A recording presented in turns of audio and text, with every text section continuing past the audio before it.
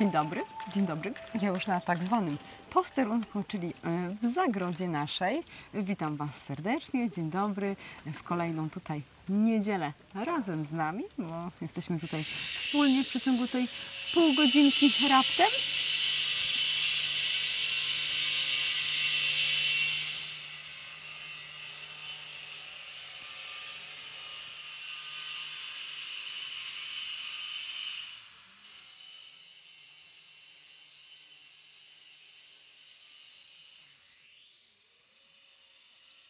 Tak, na tle tej naszej stodoły, tam już ucichła maszynka, która w tle tnie w dalszym ciągu te nasze czerwone cegły.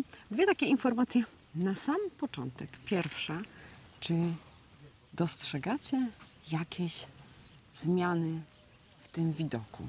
Przyłączę kamerę, bystro oko, zobaczę. Widzicie? Takie pytanie do Was. Czy widzicie jakąś zmianę patrząc tutaj na ten obrazek? Jak widzicie, napiszcie mi w komentarzu. Spokojnie, spokojnie, nie martwcie się. Jeżeli nie uda Wam się rozwiązać mojej zagadki, pod koniec filmu oczywiście powiem Wam, co jest innego na tym właśnie załączonym przed sekundą obrazku. Informacja numer 2. Łąka kwietna, słuchajcie, kwitnie. I to tak w przeciągu ostatniego tygodnia poszła tak dosyć mocno i całkiem zrobiło się kolorowo. Nie ma szału, może nie jest zbyt wysoko, zbyt bujnie, ale jest kolorowo i wygląda całkiem nieźle. No tak, zobaczcie, chodząc tutaj z daleka, zobaczcie, cały pas od początku do końca mamy kwiatów i tych kwiatów mamy tutaj naprawdę różnej maści, można widzieć odmiany. Mamy i ogóreczniki, pięknie tutaj do nich motyle i pszczoły już przylatują. Co prawda dzisiaj jest pochmurny dzień, więc tych zapylaczy zbyt dużo nie ma. Nawet już tutaj nam coś przyleciało. Nagietki mamy, koper mamy i teraz ciekawe, czy ja po prostu ten koper gdzieś mi się zawieruszył w tych wszystkich nasionach i go niechcący, można powiedzieć, wysiałam, czy on po prostu okazuje się, że był w tej łące kwietnej. Ja wszystkich odmian kwiatów niestety, ale jeszcze nie znam. Nie jestem tak może teraz w tej chwili przygotowana, żeby mówić, co jest co, ale tak po prostu poniekąd. To jest chyba kosmos, ten to jest chyba kosmos. Tak pokażę Wam, jak tutaj wspólnie z tym koprem wszystko już sobie tutaj ładnie, zobaczcie, kwitnie i pięknie na czerwono wybarwione maki mamy. Tych maków jest gdzieniegdzie, gdzieś tam dalej nawet widać. No i coś tutaj się można powiedzieć, że w tej łące nam zadziało. Tak to wygląda. Coś tu jest. Nawet i haber.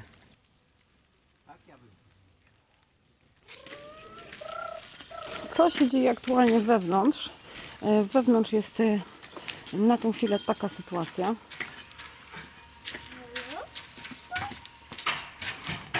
Ganek można powiedzieć, że jest cały zastawiony w środku. Przyczyna jest prosta. Kończy się to murowanie tego ganku tej ściany. A nie lepiej było rozstawić ci? Co? No zbytnio nie mam jak tutaj wejść, bo zobaczcie, po prostu jest tutaj wszystko zastawione. Piotr już kończy murować ten ganek, przygotował sobie szalunek tutaj, tu można powiedzieć nadproże nad drzwiami i wyciąga ostatnie cegły do góry. Dzisiaj przyjeżdżają również i panowie od stropu, biorą się za wykończenie stropu i te drzwi wejściowe będą robić, będą stawiać. Czy dzisiaj to zrobią? Bo to na pewno raczej nie. To pewnie potrwa też kilka dni, ale już taka zmiana kolejna. Nie Andrzej, tylko pan Andrzej. Kabelek. O jest, no. Co tam jest, nie?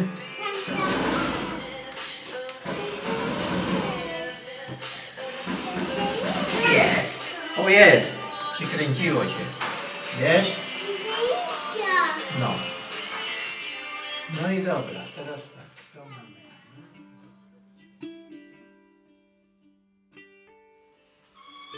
Aleks, tędy. Tutaj. Chodź tędy.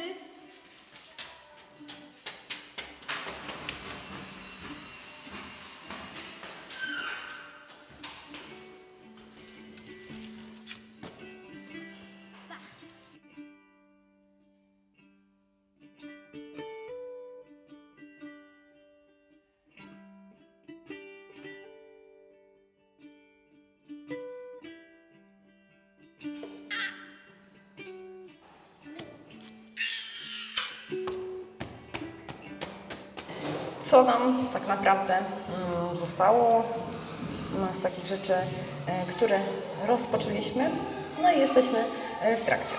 Piec zamówiony. Piec tak naprawdę już stoi w sklepie i czeka na przyjazd. Ale żeby przyjechać, potrzeba jeszcze tam kilka elementów do tego pieca i jak już to wszystko razem na tym placu, w tym sklepie się znajdzie, to przyjedzie do nas na plac, żeby to montować i wstawiać. Temat numer 2. Łazienka, ściany, podłoga w łazience, prysznic, WC, umywalka. No i wiadomo, bateria, tak? Prysznicowa, bateria umywalkowa. Dalej, w kotłowni trzeba również z płytek położyć podłogę, albo ściany będziemy kłaść z płytek, albo nie. Zdecydujemy tak naprawdę zaś w przeciągu najbliższego tygodnia, 1,5 tygodnia maksymalnie. I zostaje podłoga. Podłoga wychodzi łącznie całej powierzchni, którą tutaj posiadamy, 123 m2. Jedną płytkę sobie wybraliśmy. Podłoga tylko będzie się różniła w pomieszczeniu łazienki i w pomieszczeniu kotłowni, ale całość stanowi 123 m2.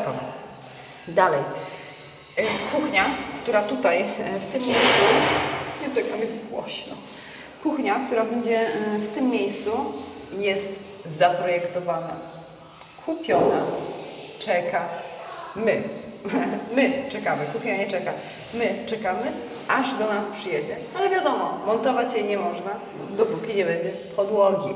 A że my jeszcze tutaj w pomyśle i zamyśle mamy wyłożenie cegłą tutaj tych ścian, no to zanim tą kuchnię posadowimy tutaj w tym jej docelowym miejscu, no to musimy wymurować sobie te ściany z tej cegiełki. To już nie będzie takie typowe murowanie, tylko bardziej klejenie, ponieważ mamy te cegły, które miały kiedyś tam iść na ganek, ale tam zdecydowaliśmy, żeby całe cegły zainstalować, wymurować, a tutaj będą te klejone lica wyciętych czerwonych cegieł.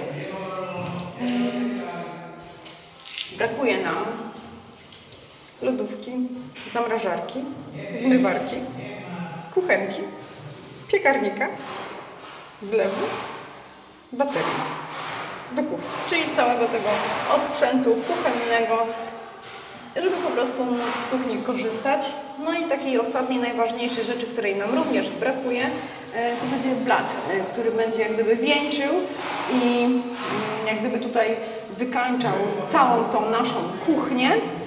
Blat będzie zamówiony pod wymiar u naszych stolarzy, czyli na samym końcu, jak będą płytki, jak będzie kuchnia stała, kiedy będzie wiadomo, ile nam do tego tutaj parapetu po prostu miejsca zostanie, bo jak wiecie i domyślacie się, chcemy tutaj ten blat zrobić tak, żeby on wchodził tutaj nam w ten parapet okienny, tak, no ale wiadomo, nie może być za wysoko, nie może być też za nisko, za wysoko nie może być ze względu na to, żeby umożliwić oknu otwieranie, czyli pełnienie funkcji okna, ale też tak, żeby tutaj grało po prostu i pasowało nam. Tutaj w tym miejscu okna mamy 2, więc ten parapet będzie w 2 miejscach się po prostu tutaj nam wpasowywał w te oto tutaj przed Wami otwory kuchenne. No i tak jak mówiłam, ta ściana w tej cegle ciętej licowej i ta ściana w tej cegle ciętej licowej. No, nasz piec zastawiony klamotami jak zwykle. Drzwi i okna są na rozścież pootwierane, żeby tutaj po prostu wentylacja, cyrkulacja powietrza cały czas się odbywała, żeby ta posadzka dosychała. Jest już lepiej niż było, minęły 2 tygodnie, można powiedzieć, od tutaj jej wylewania. Widać miejsca, gdzie bardziej przeschła, tak jak słońce tutaj akurat pewnie nam uderzało na podłogę przez okno. No i tak jak gdyby najwolniej ten temat procesu wysychania jest to na przykład w tym miejscu, tam widać ciemniejszy placek. I tutaj, w tym miejscu, bo już tutaj na przykład zwróćcie uwagę, jest różnica, tu już nam przeschło, no po prostu, tak po prostu, no to po prostu tak ma prawo schłonąć, ponieważ tynki też tak samo nam wysychały. Można powiedzieć, że tynki są w 80% są suche, widać gdzie jeszcze potrzebują czasu. No i w łazience też dosyć jeszcze tutaj ta podłoga potrzebuje po prostu czasu na schnięcie i na doschnięcie. Tak wygląda już wylany brodzik. Spadek jest wykonany w stronę odpływu, czyli od Waszej lewej do Waszej prawej strony. Bateria, tak jak widzicie i domyślacie się, będzie w tym miejscu prysznicowa. To będzie taka podtynkowa bateria prysznicowa. No i tak na razie tutaj ten obrazek jeszcze taki mocno iście po prostu budowlany jest jeszcze.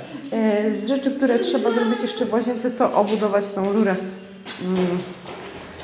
wentylacyjną. Z tego co pamiętam, tutaj Piotr mi podpowiadał, czyli tutaj po prostu trzeba ją obudować karton gipsem, tego typu po prostu gotowym stelażem, zmocowanymi jakimiś płytami i do malowania, do gładziowania, do malowania gotowy, można powiedzieć, temat gotowy, nie gotowy, ale wiadomo, to są takie szczegóły, które również potrzebują po prostu upływu czasu.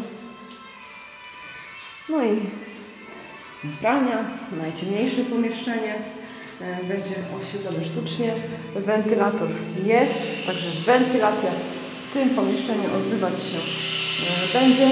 No tak, niestety wychodząc muszę Wam powiedzieć, dokończyć, bo tam szlifierka tnie niestety te cegły.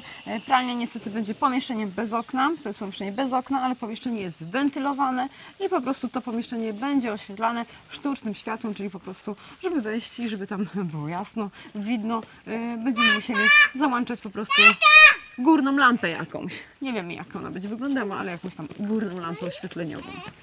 Ja z takim widokiem wzięłam się za zabezpieczanie tych naszych okuć. Zaraz zobaczycie tutaj, jak ten proces trwa i wygląda, ale zanim pokażę Wam po prostu, pokażę Wam preparat.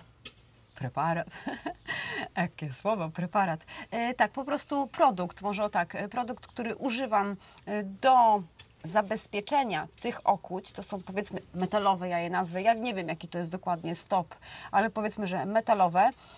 Używam takiego wax polish Renaissance. To jest jak gdyby taka pasta, zobaczcie, ona ma taką białą konsystencję, takiej wazelinki można nazwać. Ją się aplikuje na takie właśnie niekolorowane, można powiedzieć, okucia, czy takie wykończenia z metali, ze stali, niemalowane, czyli jak gdyby chodzi o to, że nie mosiężne, tylko do takiej niebarwionej stali. I to ma za zadanie zakonserwować i zatrzymać proces utleniania, czyli żeby nie powstawała nam rdza z wiekiem, z czasem, z upływem czasu na tych rzeczach, po prostu, żeby po prostu to zabezpieczyć i zatrzymać proces utleniania się tego stopu stali. O tak, więc działam. I tutaj taki szybki przegląd z góry. Wszystko, co zostało wyciągnięte, zdemontowane z drzwi i z ościeżnic, znajduje się tutaj. Plus to, co już zaczęłam sobie działać, czyli te już mam, przekręćmy się, te już mam zrobione. Tutaj sobie odpoczywają i przesychają. Potrzebuję 3 komplety, po 2 sztuki tych okuć. Więc tutaj lada moment kończę i będę przechodziła do tych innych rzeczy. Tych miedzianych nie.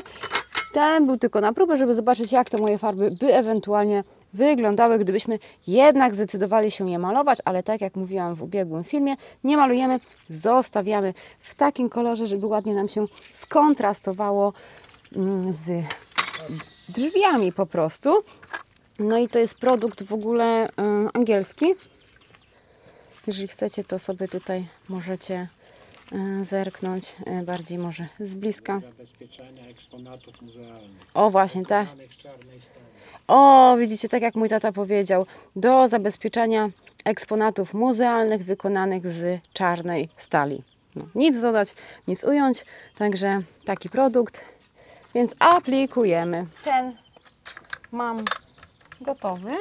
Jeszcze została mi ta, można powiedzieć, lewa, mniej ozdobna jego strona, więc ja po prostu sobie taką oto tutaj zwykłą, bawełnianą ściereczką, czyli te wszystkie nasze podarte koszulki i spodnie tutaj u nas na siedlisku, później wykorzystuję sobie na ściereczki. To, co ja teraz wykonuję, to już nie jest nic trudnego, wręcz na odwrót.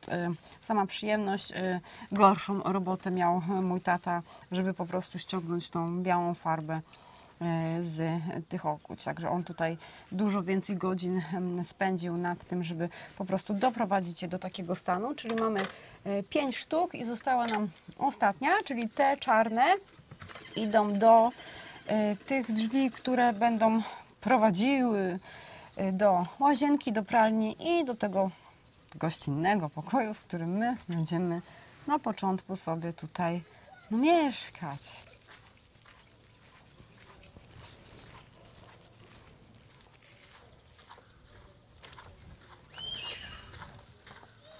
Co, jak ci idzie? Dobrze, bardzo fajnie. To ja już zrobiłam, teraz za klamki się biorę. Zaraz pójdę go położę.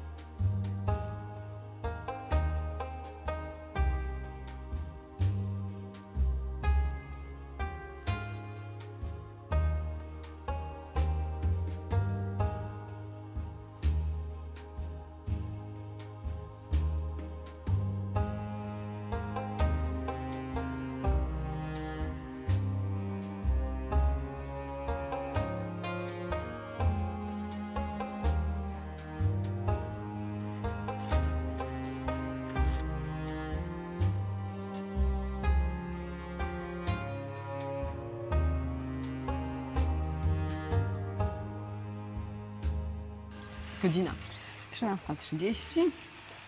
Przeleciał deszcz. Tak, muchy zaczęły gryźć. Ja tak się dzisiaj cieszyłam, że dzisiaj muchy nie gryzą. Wejdziemy sobie do środka, zobaczymy, jaki postęp pracuje obecnie. Dzień dobry. Pan Andrzej na swoim posterunku. Pan Andrzej znowu kręci te kabelki. Zabawki na swoje. No. Pomocnik poszedł spać. No właśnie, dlatego to tak kiepsko idzie. Takie, no właśnie. Panienka z okienka. Panienka z okienka. Co? Bawi, nie? No, Mogę się zamienić. ja też się w to bawiłam kiedyś. Myślisz, że ja tego nie robiłam? Robiłam to u nas w mieszkaniu, nie? Jak COVID był.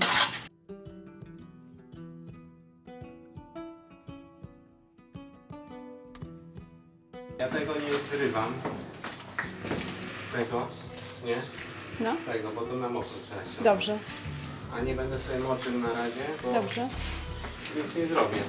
Jak jest coś takiego, to nigdy na sucho nie wiesz. Tylko Tak, najpierw na tak, mocz. zmoczyć, nie? No, bo to wapienne, nie? A, i to wiesz, się rozpuści i wtedy... I wtedy delikatnie, nie?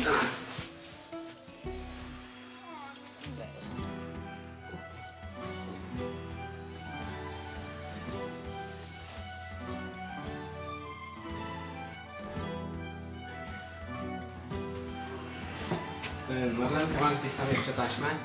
Tak, Tą jaką? Niebieską? Niebieską, dobra. No, nie wiem, czy tej mi starczy. Taką. No, może być węższa, szersza, to będzie nic, Dobra, nie? idę zobaczyć.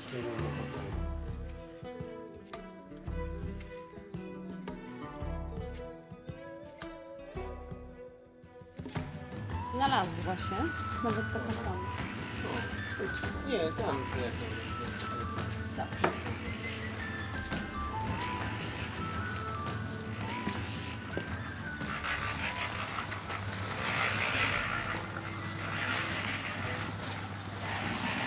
No nie.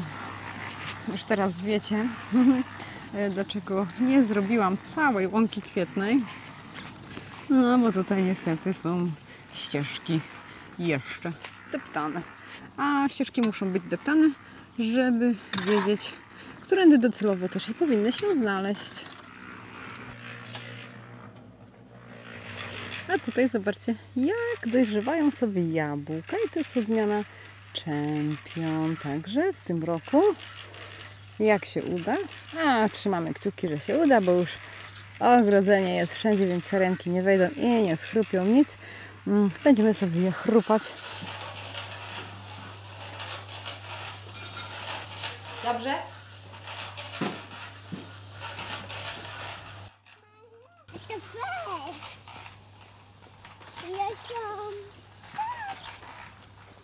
A czy ktoś mi z Was powie, co to jest za odmiana jabłek? One są takie ani żółte, ani zielone, ale mają taki bardzo specyficzny taki kolorek jasny. Mama, tutaj jabłek! Spróbujemy, mama spróbuje, tak? A tu jakaś jedna śliwka nasza, węgierka. To jest śliwa Wiktoria.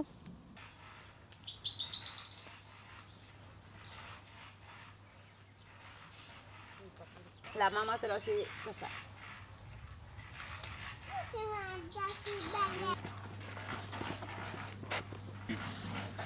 Nie przeszkadza.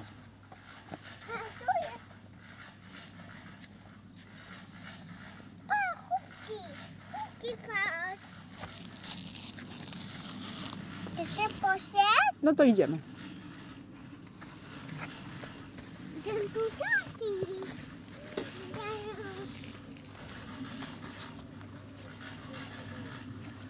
O nie. O nie. Tutaj. Proszę. Nie, chłopaki.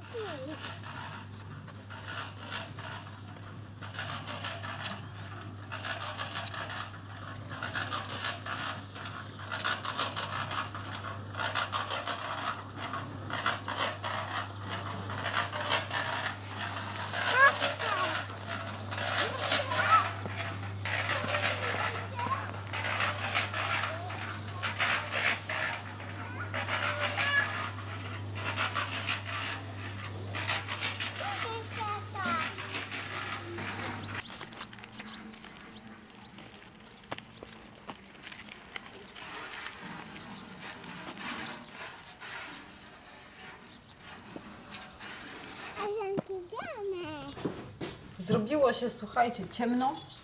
Tu chwilowo nie mamy w Czerwonym Domku oświetlenia ze względu na to, że pan Andrzej wszystko poodłączał, ponieważ tą rozdzielnię, skrzynkę rozdzielczą z bezpiecznikami montuje w środku w domu. Widzieliście na ujęciach. Nasz jeden z 2 dni dobiega końca, a że zaczyna padać, to czas się spakować. Pakujemy Alexa manatki. No i zanim zacznie padać, zanim się rozpada, to żebyśmy byli już, że tak powiem, w drodze do domu. Czy ja mam kapelusz brać ze sobą, czy nie? Nie, chyba go zostawię sobie po prostu tutaj na jutro. Czyli został mi do spakowania mikrofon pani redaktor. Połowa odcinka, słuchajcie, kochani, jest za nami. Zapraszam na drugą połowę odcinka i z tego tutaj miejsca chciałabym serdecznie podziękować Wam wszystkim, że jesteście z nami, że jesteście w każdą niedzielę, że kibicujecie nam mocno, że można powiedzieć chwalicie nas za to, co wykonujemy i co Wam pokazujemy. Cieszę się niezmiernie z tego, że tak wielu z Was podoba się to, co Wam pokazujemy i to, w jaki sposób to wykonujemy, co jest naprawdę dla mnie ogromnym takim, wiecie co, takim bodźcem w kierunku tego, że to są dobre wybory, to są dobre decyzje, że po prostu to, wiecie, to taki ma swój i klimat, i urok, a każdy z nas jest inny, nietypowy i każdy z nas, kto by miał od początku tworzyć to miejsce, na pewno stworzyłby je inaczej. Dlatego mamy tą wolność i wyboru, i myśli i każdy z nas wybiera sobie to, co chce, by sobie stworzyć własny taki mały raj na ziemi, taką własną jaskinię ostoju, spokoju i ciszy. I tym akcentem zapraszam Was do kolejnego dnia, który zaczyna się już teraz. No to czas spakować te mikrofony, nie? Wyłączamy panią redaktor.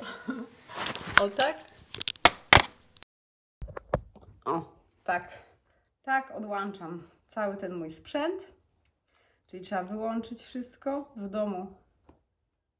Naładować na nowo, podłączyć kabelki. Ten kabelek jest ważny. O, ten kabelek jest ważny. Bardzo jest ważny. Bo jak jest niedociśnięty, to jest tak akustycznie gorzej. Bo wtedy nie działa ten mikrofon, tylko działa ten mikrofon, który znajduje się w telefonie. Bo słuchajcie, ja nagrywam telefonem. Ja chciałam kupić sobie aparat do nagrywania filmów, ale podjęłam decyzję, że teraz tego jeszcze nie zrobię. Póki co najwygodniej dla mnie jest teraz nagrywać telefonem ze względu na to, że telefon jest mały, kompaktowy, ja go wkładam do kieszeni, czy mam plecak, czy nie mam plecaka, czy mam torbę, czy nie mam torby, wkładam go do kieszeni, wyciągam i ja go mam. A aparat to już jest grubszego kalibru sprzęt i ja już mam sporo tobołków i jak jeszcze miałabym aparat ze sobą wozić, to na razie po prostu, że tak powiem, zaś przekładam sobie ten temat po prostu na później. Dlatego teraz nagrywam telefonem w rozdzielczości 4K 60 klatek. O, to taka dygresja.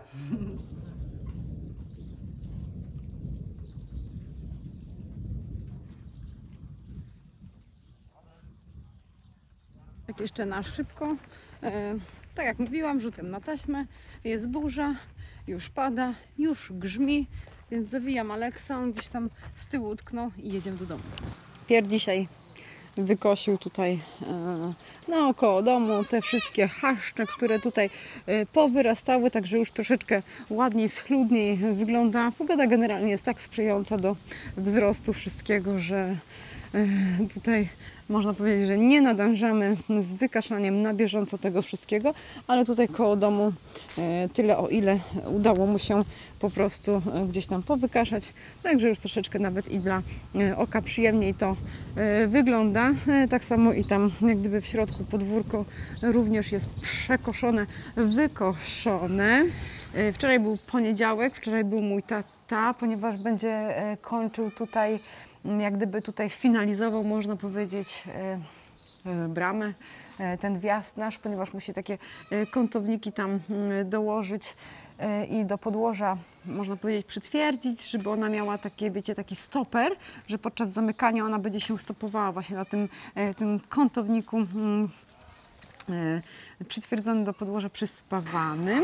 Chłopaki od stropu wczoraj nie przyjechali, ale mogę Wam pokazać, jak już jest tutaj ładnie wymurowane i wyfugowane, jak gdyby tutaj ta ściana w tym naszym ganku, ładnie obrobione wokół belek, nawet lekko są tutaj odkrywane, tak że będzie taki kawałeczek widać, jak to ze sobą razem tutaj będzie grało i chyba dzisiaj przyjeżdżają i będą deskować cały ten tutaj strop, więc sam ganek też nabierze takiego fajnego wyglądu. No i Piotruś tutaj siedzi,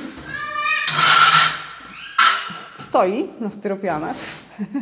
Rusztowanie to jest, proszę Pani. To jest takie, tak, domowe rusztowanie. Ekologiczne. Domowe, lekkie, tak, lekka konstrukcja taka. No i tutaj zaprawą tynkarską doprowadzę do pionu i poziomu ściany, żeby po prostu tutaj zacząć sobie już no, kafelkować. No, zanim to się skończy, to wiadomo, to jest dzisiaj, jutro temat do zrobienia, bo to też się musi przeschnąć, albo i nie, bo to takie są dwie szkoły, że albo wysycha, albo na mokro się od razu kładzie i klej wiąże na mokro taką zaprawę tynkarską, czyli podłoga i ściany w kaflach, kafle są, czekają. No i rozdzielnia, tutaj pan Andrzej wczoraj siedział i składał do kupy w całość te wszystkie kabelki. Tutaj też podłogówka wyciągnięta pod zabudowę, pod skrzynkę podłogową. A ja mam tutaj przy nodze Aleksa, więc muszę wyjść.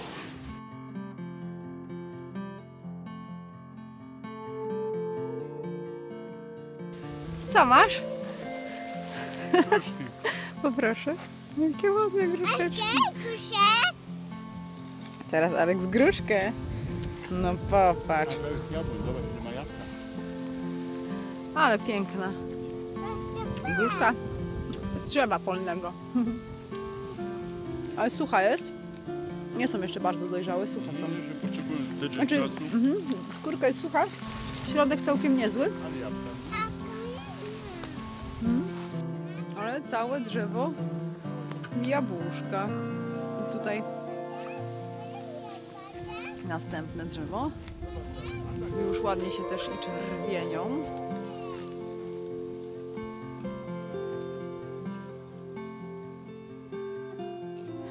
Wiecie, gdzie jestem? Na naszej łące, która znajduje się i za mną, i za mną.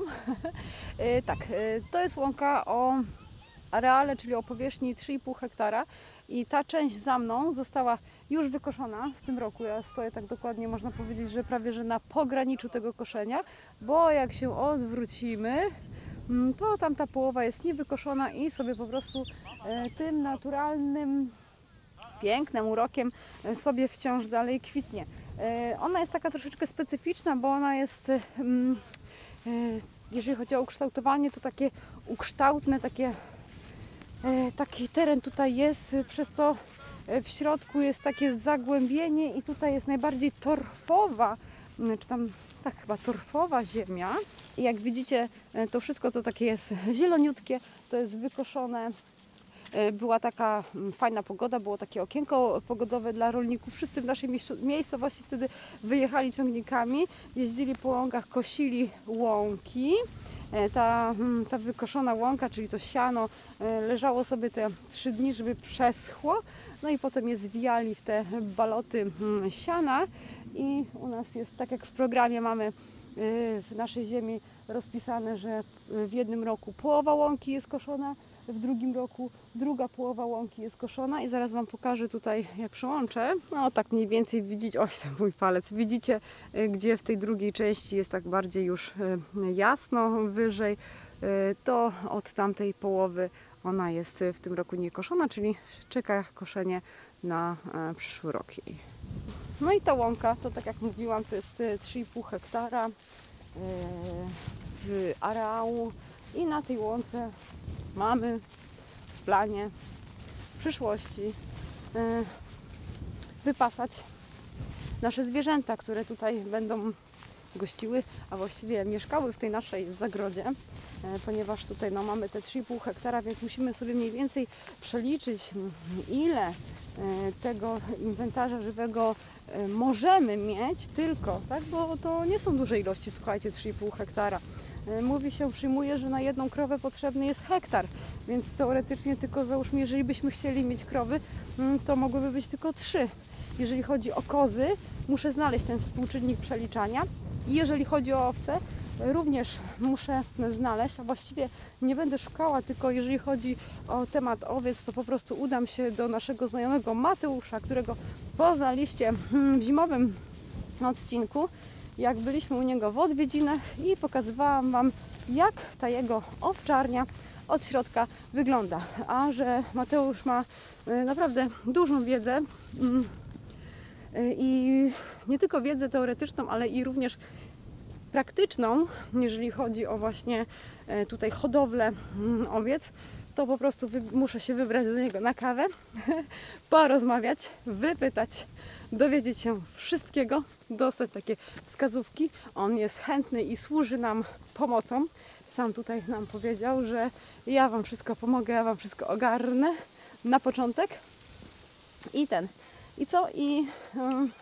No i jak może pojadę tam do niego, to i nagram Wam, co tam się u niego w tej owczarni dzieje. Jak te jego owce już się wypasają na jego łąkach, bo chłopak ma 10 hektarów łąk, pastwisk i na nich wypasa te swoje owce, więc na pewno ten współczynnik przeliczeniowy różni się w stosunku do tych dużych przeżywaczy, jakimi są właśnie krowy mleczne. I tym akcentem pooglądajcie sobie tutaj nasze widoki wokoło i zapraszam Was do oglądania kolejnego niedzielnego odcinka naszego kanału Zagroda Kozy i Spółka. Pozdrawiam Was serdecznie, cześć, czołem, trzymajcie się i do zobaczenia.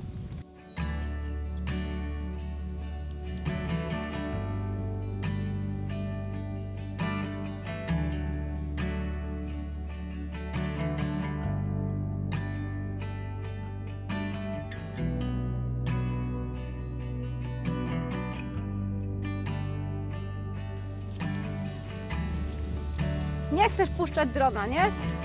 Nie chcesz puszczać drona.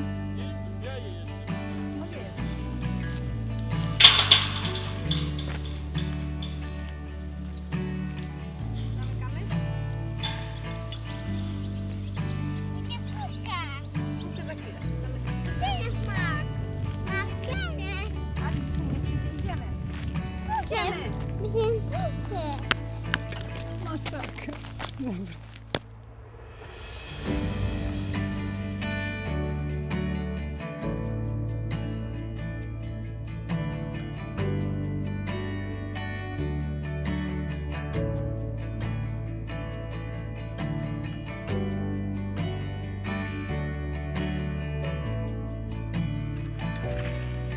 Daleko? Nie, one jeszcze nie są gotowe, nie wolno ich jeszcze zrywać. Jeszcze nie są gotowe.